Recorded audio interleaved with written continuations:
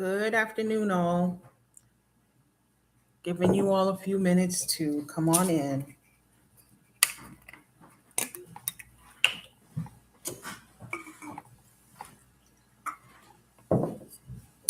Today, I'm having zero sugar cherry lime kombucha. As you can all see, our topic is what it is. And I've added Chrisette Michelle's picture to the theme because I understand or see how Chrisette Michelle have experienced the same type of vitriol and backlash for different reasons. So we're at a minute and 2 seconds, and I will begin at the 2 minute mark.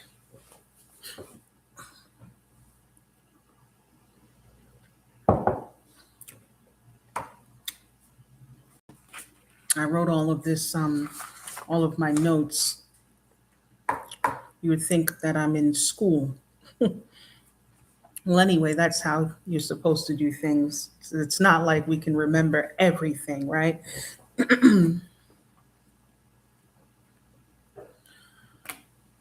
So we're at a minute and 41 seconds. I will have, I have to chuckle. I spent hours trying to set up this new webcam that I bought a couple of years ago. Hours trying to figure this thing out, right? I downloaded OBS Studio. I'm on YouTube, figuring everything out.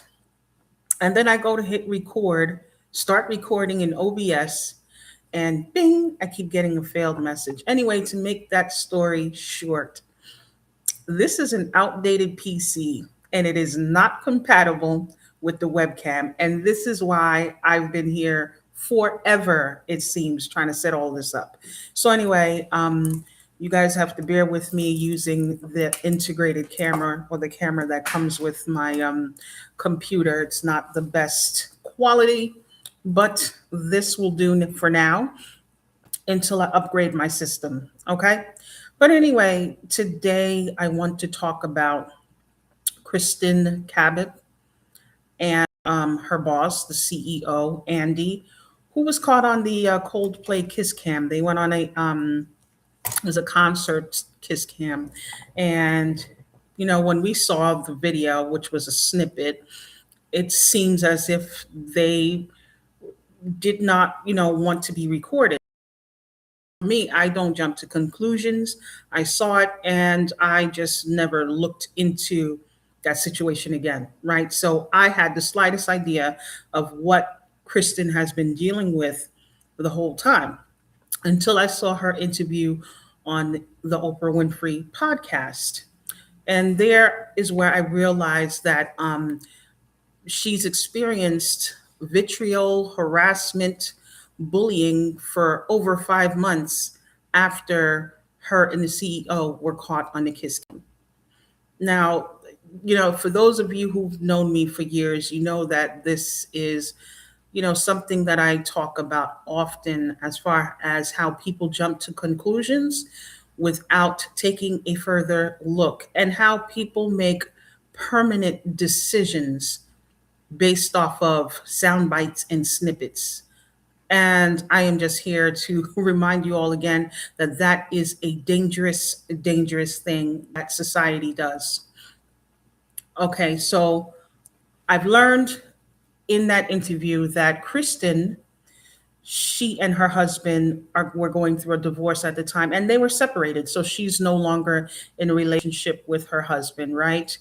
And the CEO, Andy, was going through the same thing where he was going through separation and a divorce from his wife.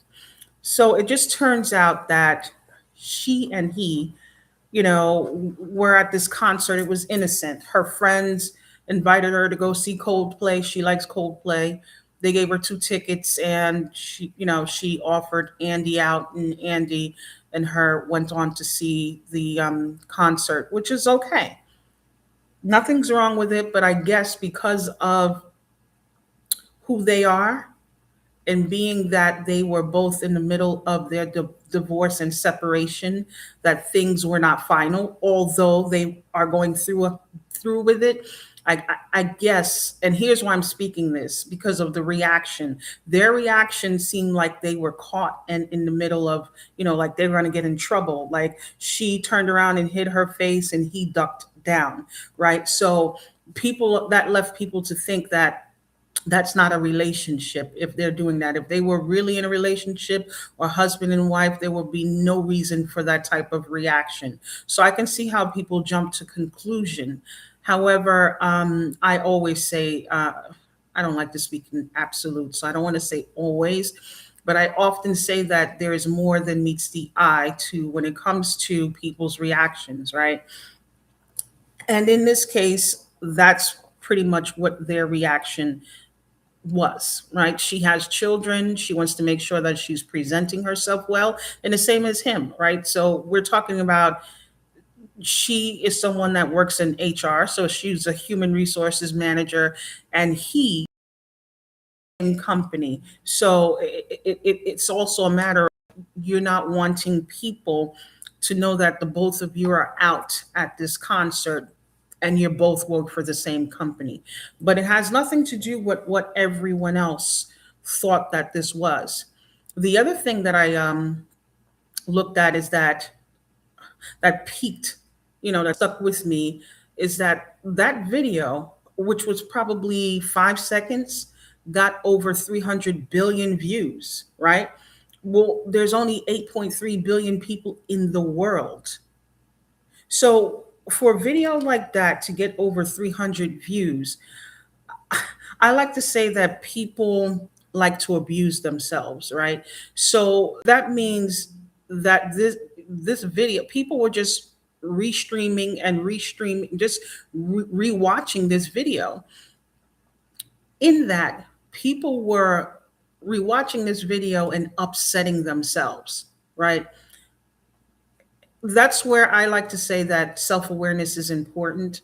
And we as a people need to hold ourselves accountable for what we're doing to ourselves, right? Because when you abuse yourself by rewatching a video that has absolutely nothing to do with you personally, only to build and expound on your rage, that's something that people should be questioning themselves about, right? Why do you need to watch something over and over only to enrage yourself more? What is it that you were trying to accomplish by watching this video? Meanwhile, none of you knew these people personally, right? The other thing that peaked, that stuck with me was that she's dealt with this abuse for 5 months. It was ongoing. There was absolutely no empathy, no questions, no compassion, that people thought that they had some kind of agency over her life and well-being, to tell her how they felt about herself and to tell her how about herself, right? Then she was doxxed. I can't remember the radio station that found her address and, mentioned her address on the radio. I think that person should lose their job. But in that, because her address was, broadcasted on the radio, people popped up at her house, were parked outside of her house. She has gotten between 50 to 60 death threats. People have publicly shamed her, and publicly shamed her while she was with her children. So it's one thing to publicly shame someone, and then it's another thing to see that this woman is with her two teenage daughters, and you do that to her in front of her daughters.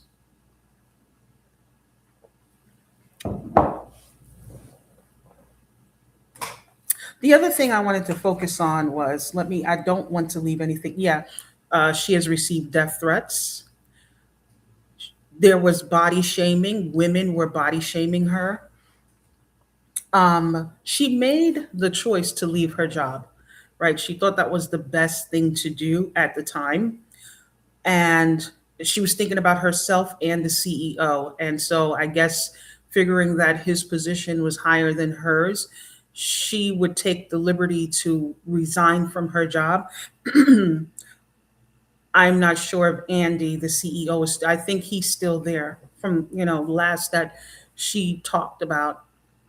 But I find that to be very disheartening to see. And these crimes of humanity was committed by women against a woman, right? Um, the other thing I wanted to talk about, yeah, people parked outside of her house, the body shaming. What is it with women where they feel the need to shame another woman's shape and presence and appearance? Now, this woman is not overweight. She's kind of slender build, but I don't understand the reasoning for body shaming. She's an attractive woman, and I understand that beauty is in the eye of the beholder. But here's the thing that I understand about women. Women are, besides women being highly insecure, and I say this often, this is not the first time I've said it, but you will see as life continues to go on that women will continue to do these types of things to other women. And it is centered around, for one, it stems from personality disorders, right? These are not women. So, one of the things that Oprah said was maybe women, these women who attacked her in that way, felt like they were the wife that was being cheated, that their husband, Kristin, represented the woman that their husband cheated on them with, right? And so, my thing is this, right? Life is not perfect. Things are going to happen in relationships. We think we're going to stay together and we don't, we break up, whatever the case may be. What does someone else's, another woman, have to do with what your husband is doing? Right? That's number one. Number two, remember that we don't know what men are telling women. That's number two, right? Number three, I don't believe that it is solely because Kristen represents the woman that many women's husbands have cheated on them with. I don't believe that. This has a lot to do with women's psychopathy, women's antisocial personality disorders, right? They're malignant narcissistic traits. In that, why that's important, because I know people are going to question, well, what does that have to do with this? That is important because people who have antisocial personality disorders are predatory. I say it time and time again. And they look for people to victimize. There is a need to inflict pain on other people and see other people suffering, right? Now, you would question why I would say that. Okay, listen, for an average person, if you find that someone has done something wrong, how many times do you have to say it? A dead horse, right? We say what we have to say and we move on, right? If we have to say it more than once, maybe it's because the person is pushing back, they're not understanding our position or our perspective, and it leaves us to have to repeat ourselves. But I'm talking about something, a situation that's gone on for over 5 months, a video that has accumulated over 300 billion views when there's only 8.3 billion people in the world.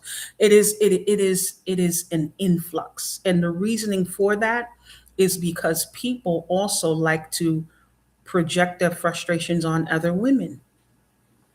So they like to see other women suffering, especially if the woman is considered to be attractive, right? So, because now here's the reasoning for that.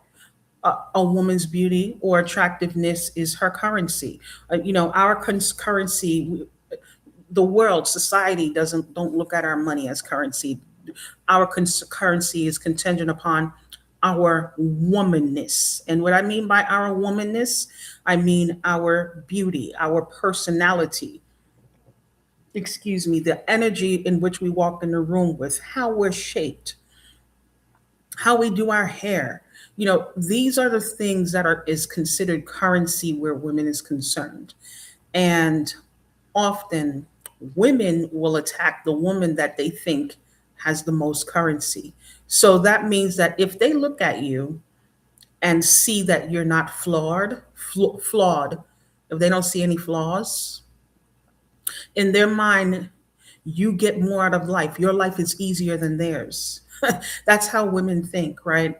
Your life is easier than theirs, and then they think that they have some kind of authority or they have carte blanche to make you miserable because they think that you have an easier life than them because of the way you look. They don't know what you've been through as a child. Many women, young girls, have been sexually abused and abused in their households, right? Many women were raised by women who think just like these women in the world who abused her. So some of us have gone through that kind of treatment all throughout our lives, in spite of what we look like. We have gone through, so many of us don't look like what we've been through. So you cannot tell whether we have had a hard life or not. But looking at a woman and realizing her currency for what it is, and thinking that you would never have the life and the opportunities that she has, is a you problem. It is a woman's problem, right? Because we all have currency. And it seems as if women have a defeatist mentality when they just view other women from that scale because they view themselves as losers. They automatically see themselves as losers. In that, they dogpile on the woman that they think is beautiful. The other thing is this: you women, the way they attacked her, and they say it's because they care and they thought she was cheating and whatever the case may be, the fact that you've embarrassed her, harassed her, humiliated her in front of her children speaks volumes. It speaks to the fact that you don't really care community and thinking that she's breaking up a household, because you're watching her in public with her children and choosing to treat her in that way in front of her children. At no point did you say to yourself, you know what, now is not a good time because she's with the children. Why?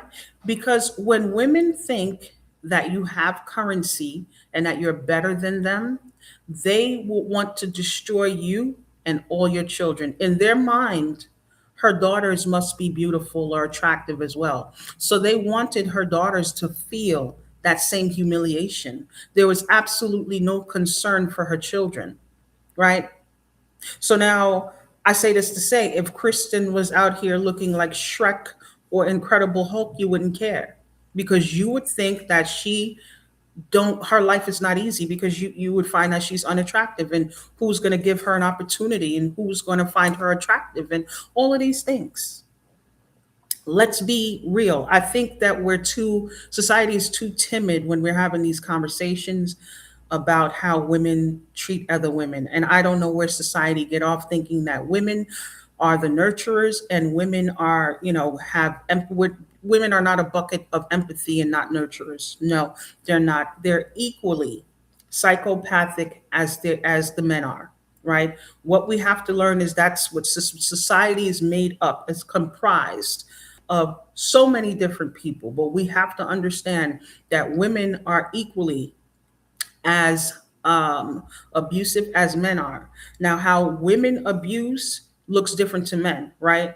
And that's another thing. Society is, you know, groomed to think that abuse is physical, right? So because many men are abusive in a physical way, society seems to overlook that there's such things as verbal abuse, psychological abuse, monetary abuse, spiritual abuse, all other forms of abuse, in my opinion, sometimes is worse than physical abuse, because abusive people who abuse in that manner, because it doesn't leave a visible scar, can go on to abuse their victims for years and years and years. And oftentimes the victim don't realize that they're in an abusive situation. And this is beyond intimate relationships, right? Hence, bringing you all back. Hence why women use the tactics that they use. Many women are weak, they're not physically strong, they don't hit hard, right? So for women to hit another woman, in their mind, that's not going to create enough damage, right? Women rely on the smear campaigns, they rely on group think, grouping up, and dogpiling on one person. It's the death by a thousand cuts phenomenon. That's what women rely on. And because they rely on these numbers, it is hard to put an end to millions of people dogpiling on one person. And then, they're from all over, because listen, this woman has been humiliated virtually, right? So if you're humiliated and harassed virtually, this is people from all over the world. And that's separate to the public shaming and the personal humiliation that she has endured, which is coming from the people that has proximity to her, right? That looks different. So, in other words, there was no way for her to really get away from any of this abuse that she has been undergoing for 5 months. Another thing that stuck out to me was, she said things has gotten so bad that she has had to have family come over. Her family, spent time like they were on vacation at her house. Different family members, maybe one, couple or family member will come over, stay 2 weeks or so, and then go home. Somebody else will come, because she needed, at that time in her life, some support and safety. And the good thing about her is that she has a family that cares about her and support her. So family showed up for her. Um, the other thing that stuck out to me was Andy. I forgot his name. Andy Byron, the CEO. None of you dogpiled or harassed or bullied Andy. Why? Why? All of you sent your focus on Kristin. Nobody focused on Andy. So Andy got to live scot free throughout all of this, and watch Kristin go through all of this, knowing that both of them were dealing with their separation. None of them were in a marriage with their partners. Another thing that stuck out to me, which was good, Kristin's husband, her ex, he put out a statement stating that he and her are separated and going through a divorce, right? He put that statement out. Andy did not put out a statement to clear Kristin. Andy did not have his wife, his ex, put out a statement stating that he and her are in a separation, although they are, right? But there was no statement from Andy's side to ease Kristin's,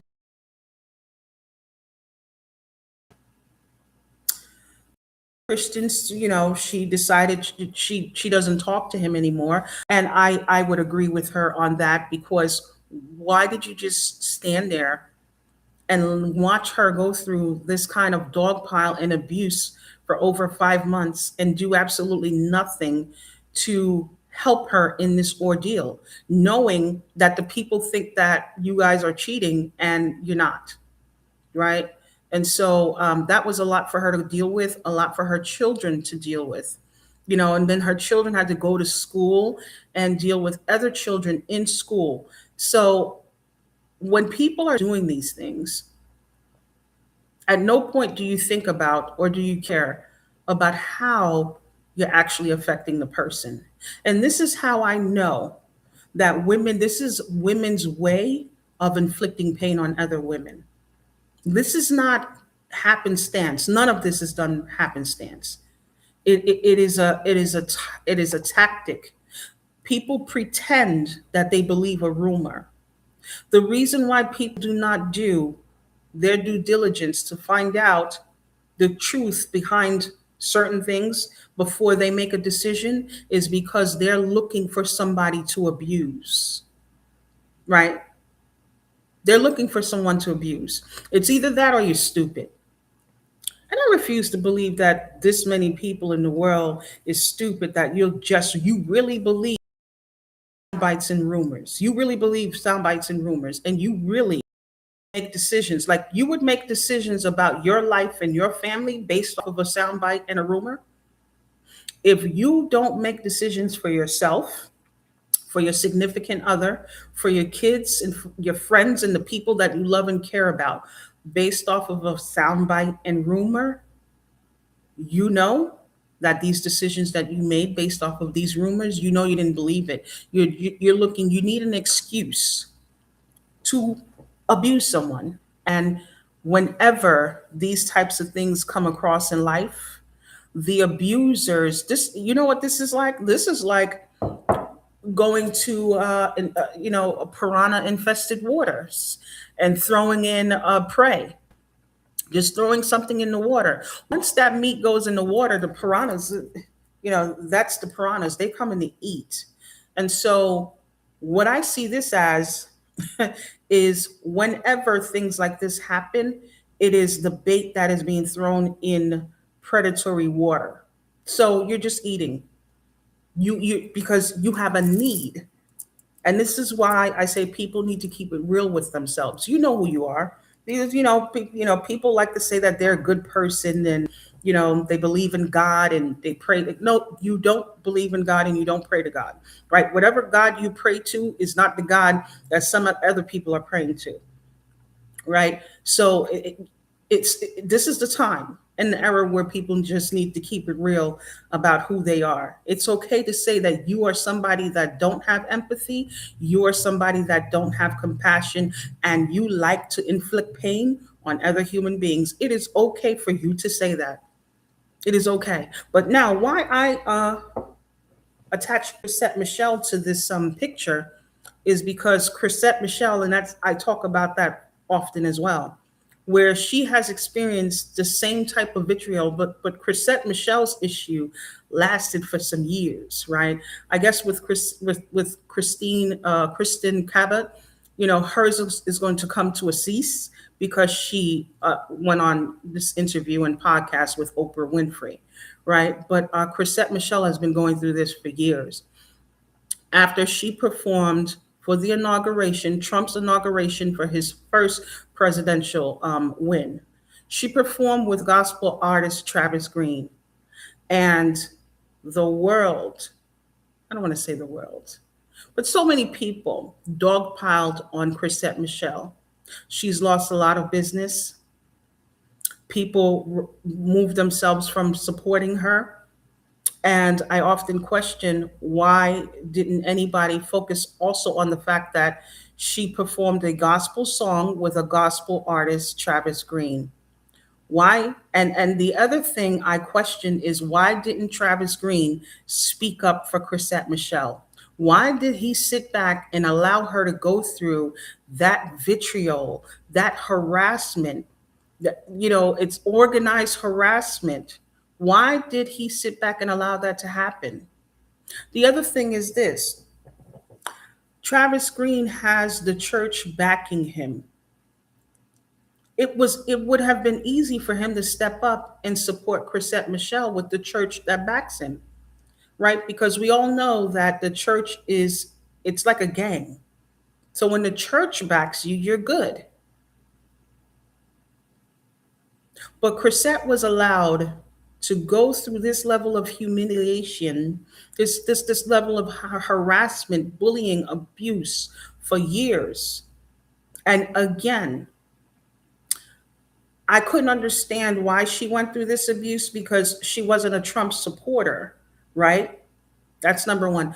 Number two, Trump won the election. Number three, the inauguration is separate from the presidency. The inauguration is its own thing. It is a formal event that happens after every presidential win, whether you're Republican or Democrat, right? So the inauguration team reached out to her and she decided that she was going to perform with Travis Green, and they thought that they were going to uplift the spirits of the people. But our community was not having it.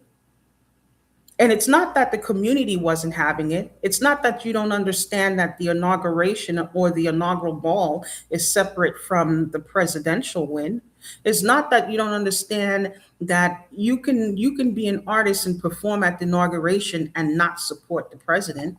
It's not that people don't understand that, right? But I say again, it is because there are people in this world, and again, with Chrisette Michelle, it was mostly women doing these things to Chrisette Michelle.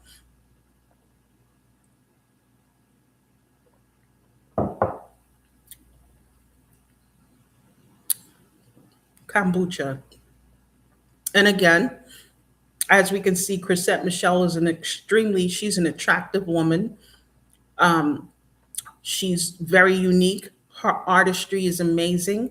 So again, she's a woman that is looked at as having currency. And because society sees her as someone that has currency, there is a need for her, right?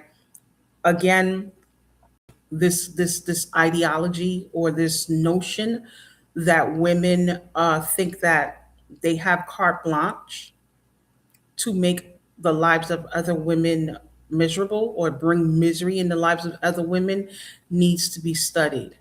And at some point, society needs to also spend more attention on putting an end to that because that's unhealthy.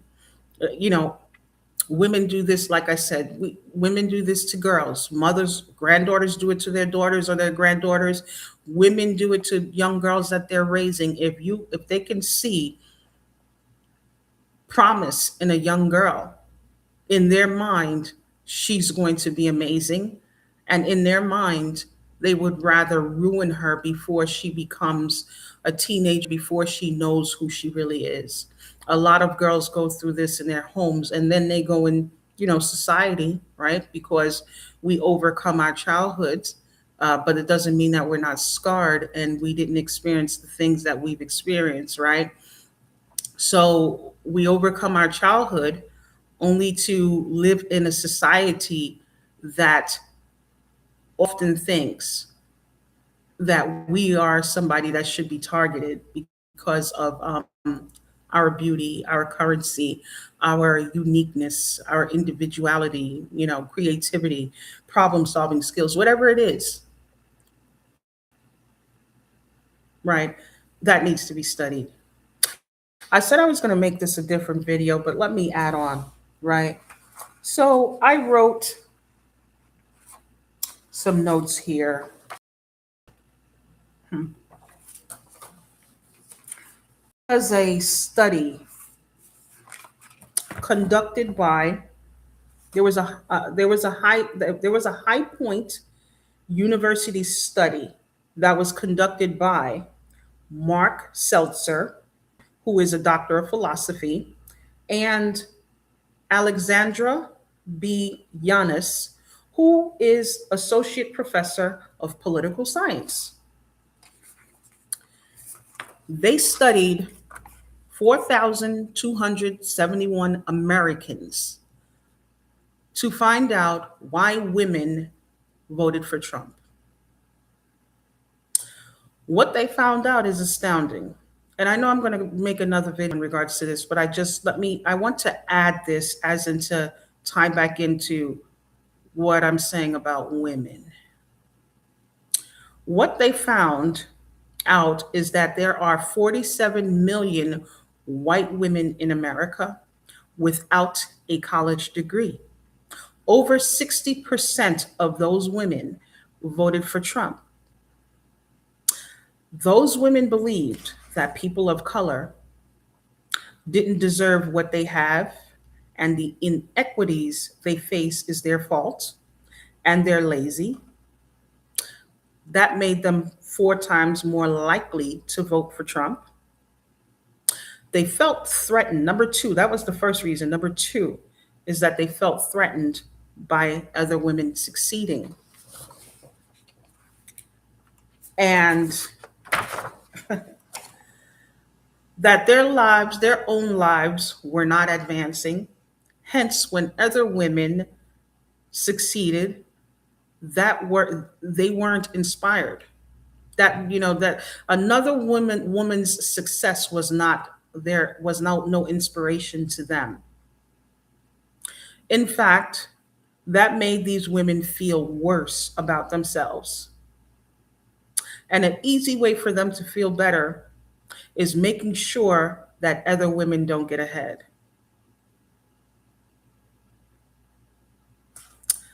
That belief made them 54% more likely to vote for Trump. Now, a lot of you are saying, okay, Arlene, this has nothing to do with but those of you who know me, you know exactly where I'm getting at. In this case, this is not about Trump for this matter.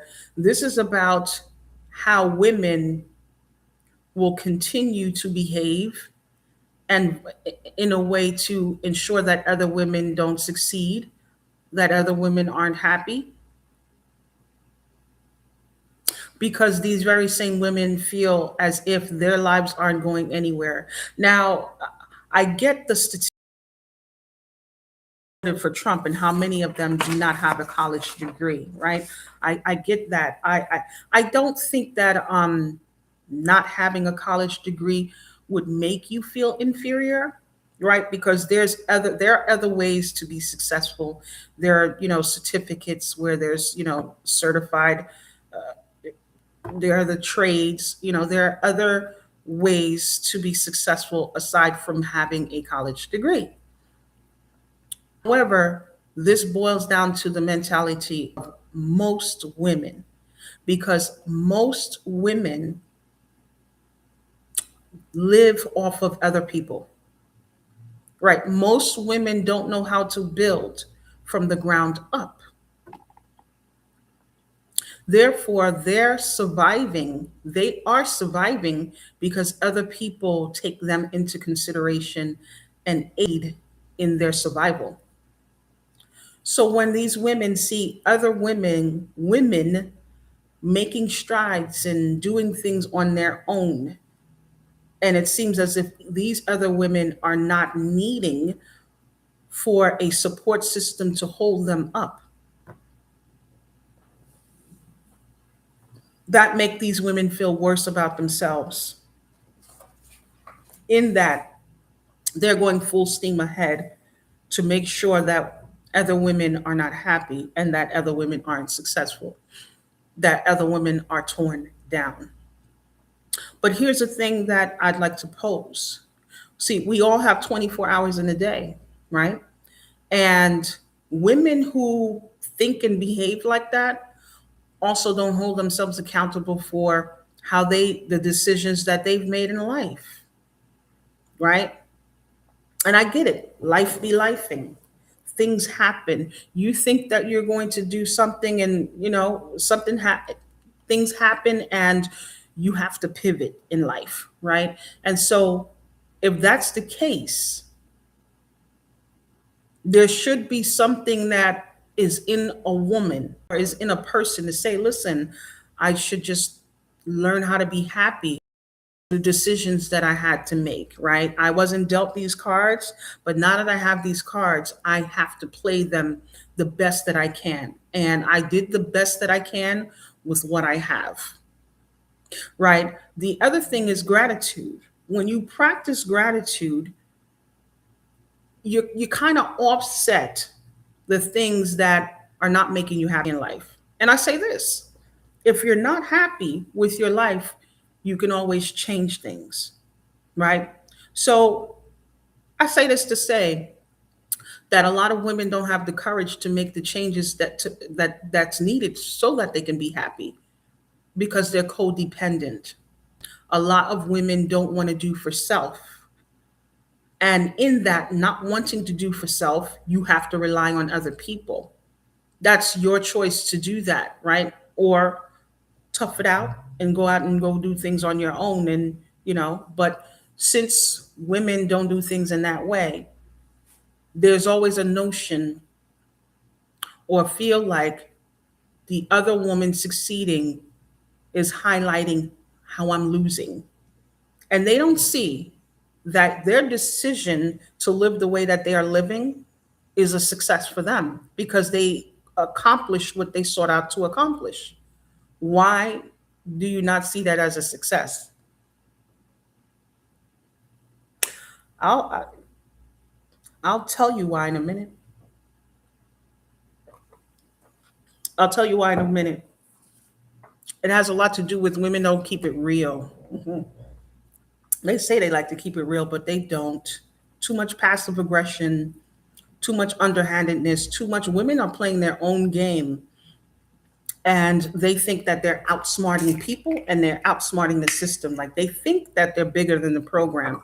So why it seems as if women are not happy with with how their life is going, right? Because if you're happy with how your life is going, there would be no reason or need.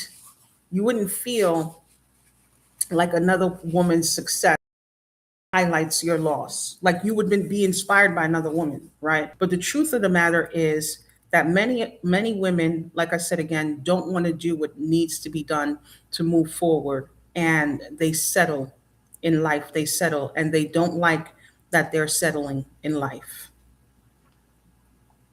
And so the thing with that is that you made the choice to settle, and for whatever reason, you settling, it makes better sense for you to find the joy in settling. And if you can't find the joy, find a way to make changes to your life, right?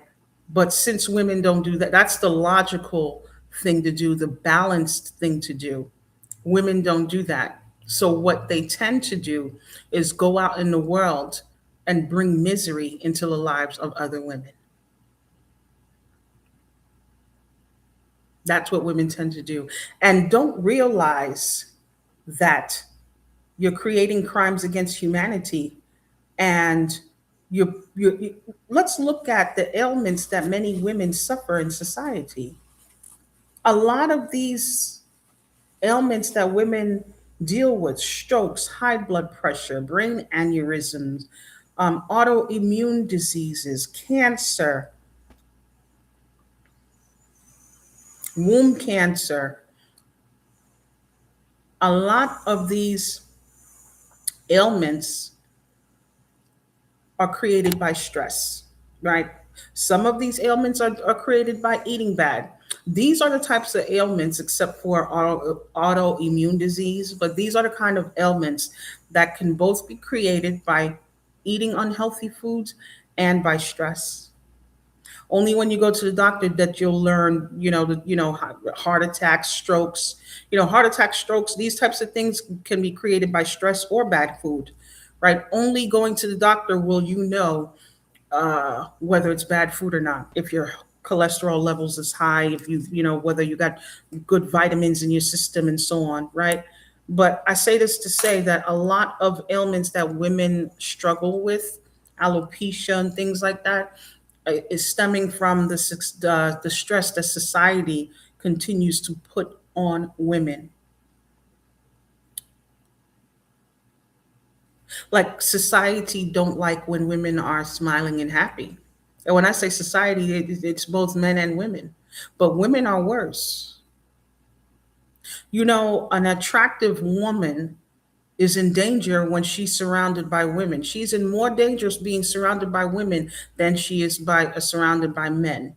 When a woman is a lot of oftentimes when women are mistreated by men, it is because they're set up by other women to have that done to them. And of course, I don't relieve the man of any responsibility. But what I'm saying is these things have been orchestrated by other women to see women struggle, suffer, be humiliated, degraded, you name it. But what Kristen and Chrisette Michelle experienced, and by that High Point University study, that again is why I truly believe that we are not ready for a matriarchal system. In no way, shape, or form are we ready for that. And this is just not my personal opinion, but the nature of women. Women are like animals. So the nature of women is too catastrophic for this nation to have a matriarchal system. We don't need a matriarchal system. There's not enough balanced women in society that will make or that is capable and able of making balanced and sound decisions, because women focus too much on beauty, outer beauty, currency that other women have, and not enough about the social ills that exist in our nation.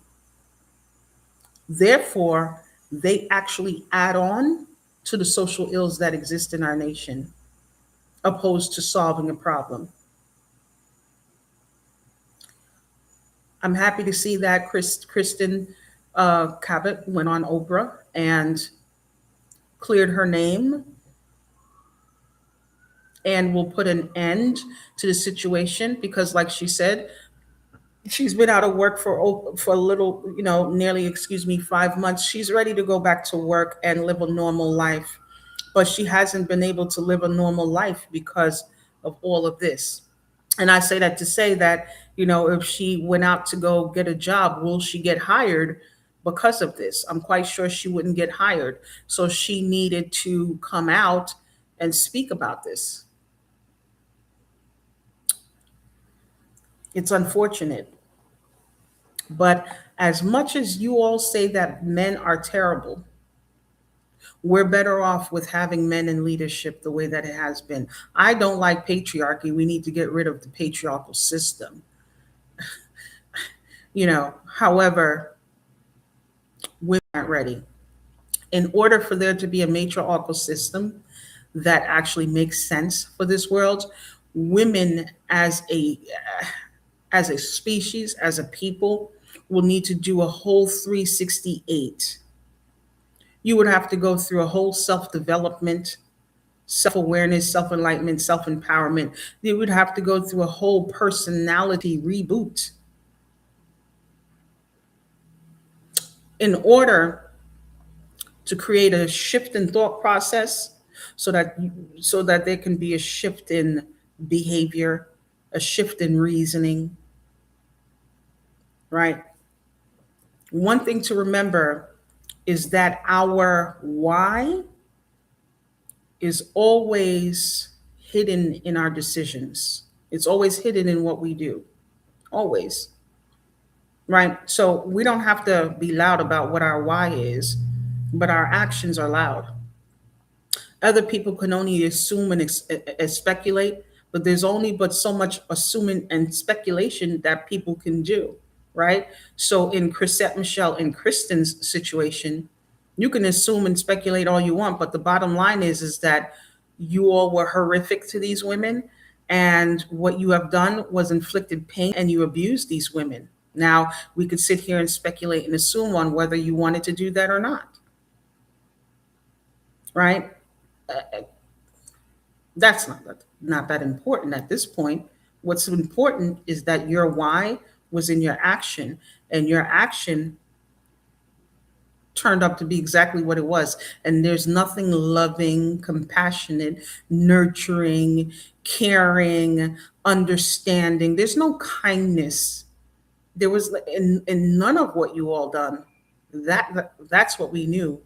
right? When you disrespected Kristen in front of her children, there was no compassion for her daughters. There was no understanding. There was no woman to woman moment, right?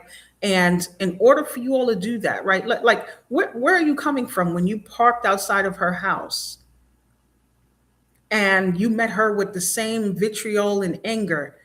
When you were driving to her house, you didn't take time to think and calm down. You got to her house with that same level of rage. Mm-mm. See, I'm not buying that, right? Kristen said at one point that she's willing to sit with some of the women and like have empathy and try to hear them out.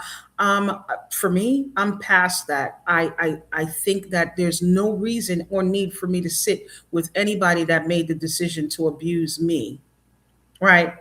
Without knowing me and without knowing the truth. You didn't do your due diligence and you went off of a rumor. I don't want to sit with you or have empathy for you and your story. You know why? We all have a story. We all have a story. I don't know what you went through when you were a child, but I know what I went through as a child, and my childhood wasn't nice, right? So I've overcome a lot of trauma. I just don't project on other people. So, in knowing that I don't have to have empathy for another human being that's trying to make my life, bring misery onto my life. And again, she has received 50 to 60 death threats. So that means that you wanted me to die. I don't want to sit with anybody who was wishing death on me for something like that. No. So, anyway, I leave you all with that. And I should come pop back up tomorrow with another topic. Now that I understand that I cannot, I have to upgrade my equipment. So I'm not sure when that will be. So as of right now, we got the camera that we have.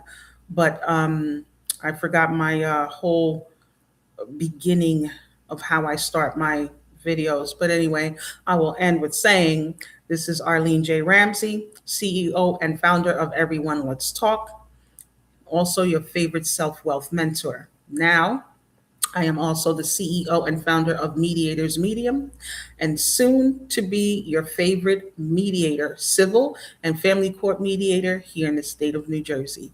Until next time, peace.